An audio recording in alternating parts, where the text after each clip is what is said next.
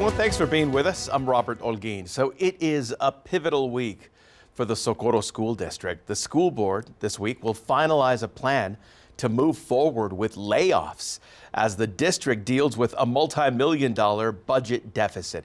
KFOX 14 News at 9's Julia Spencer live in Far East El Paso tonight after talking to a local lawmaker about what the state of Texas can do to help. Julia.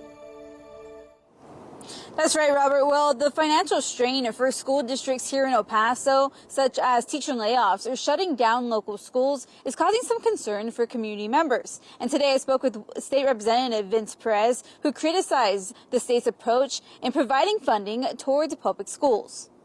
This is a very concerning situation for El Paso. What's happening is that there's a very rapid and significant decline in El Paso's birth rate. And it's affecting all school districts throughout El Paso. State Representative Vince Perez, who represents parts of El Paso, says school districts in El Paso are struggling to keep up expenses and funding. This as the state legislature decides on funding for the next school year. As we reported, KFOX 14 learned Friday evening that Socorro ISD is contemplating layoffs. The district superintendent, James Vasquez, stated in a letter to teachers and staff that the district needs to save $38 million. Now, this is due to a drop in enrollment, student absenteeism, and inadequate state funding. I don't think it's right because there are going to be a lot of overcrowded classrooms. I think it's also a bad thing to have layoffs, But Socorro ISD isn't the only district with financial trouble. Last week, I reported on Isleta ISD considering getting a loan due to similar struggles. While at the end of last year, El Paso ISD decided to shut down 10 schools to battle a future budget deficit.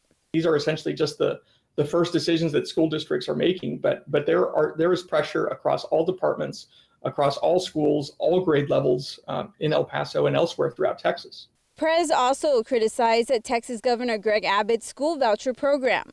If passed, it would create an education savings account and give parents $10,000 per student to use toward private or charter school tuition. It failed last session, but it's expected to pass this time around. The governor's voucher plan will certainly hurt public schools. And because he didn't get the voucher proposal, he decided not to increase funding for public education. And clearly, that decision is having consequences on our community. Texas Governor Greg Abbott, though, defending his initiative. Here he is back in November.